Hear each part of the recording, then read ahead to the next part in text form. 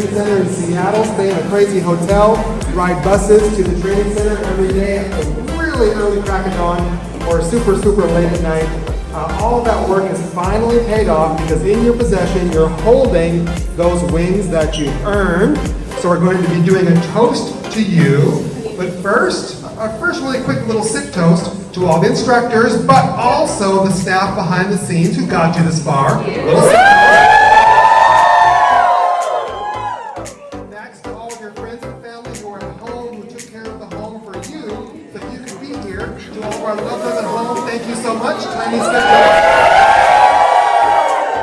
toast. And then finally, for you, this has all been about you.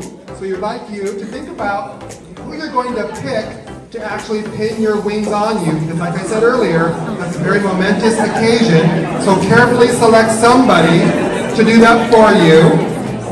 And before we do that though, our last little toast, this has been all about you up until now, but now to the other 22,000 employees at this company who are relying on you to make us the buck, go out there, work really hard, make us some money, and make us all proud.